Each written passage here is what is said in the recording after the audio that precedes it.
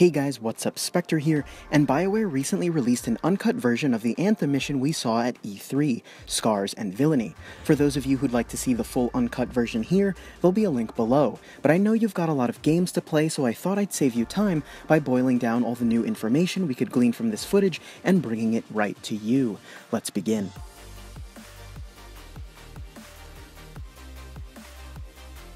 Here we get a longer look at our Strider, our mobile base, where you can make changes to your suit and even change suits altogether. So, find where they're making this garbage and shut it all down.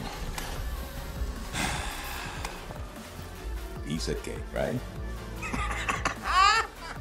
As we launch into the UI, I noticed a few key things.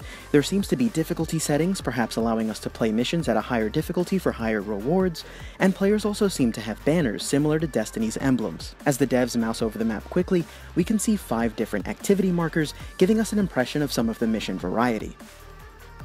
Emotes have always been in MMOs, and we saw them trickle into shared world shooters like Destiny, and even into games like Fortnite. They're a trend that's here to stay, so it's not at all surprising to see it make its way into Anthem, but here's our first look at a simple one, a wave. As we see the pilots take to the skies, the devs explained heat management. When you fly across Anthem's in-game world, you aren't exhausting rockets or anything like that. You're actually managing the heat that builds as you fly. You can essentially fly as much as you want, as long as you're smart about it. Apparently you can quickly vent heat by entering a nosedive, allowing the rushing wind to cool your suit. Or you can even fly through waterfalls and bodies of water, and it's a neat little mechanic. Rather than a red animation that takes up the whole screen, we can see where incoming damage is coming from with this equalizer-like animation around the reticle. BioWare is also reportedly working on making damage numbers optional for those who don't want that information taking up valuable screen real estate. The HUD hasn't changed all that much, but for some more speculation and discussion about that, click on the card in the top right now. A team member joins mid-mission here, and while she's level 1 and her friends are level 30, she can still take part and earn XP for her effort. Players will also be rewarded for being Sherpas to lower level players. This Titan we've seen a few times is actually an emergent public event. Enemies and fauna will differ depending on time of day, something that's shared across all servers. Strongholds will require full fire teams of 4, and matchmaking will be an option. Players can also access them from the map after discovering and completing them for the first time. The riot shield doesn't have a time-based countdown, but a damage-based one as evidenced by the bar in the center.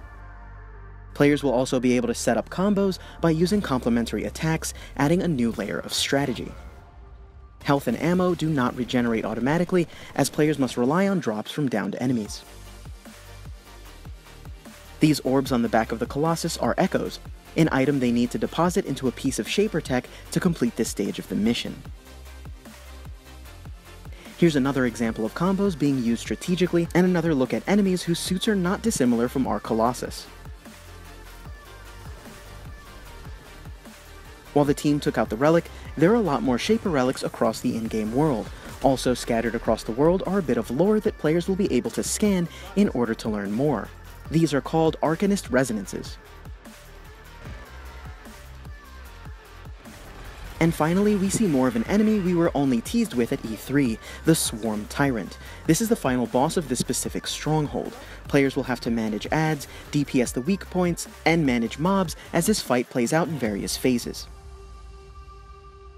Every javelin will have an ultimate, a high-powered attack meant for situations like these, and this is the Colossus's ultimate.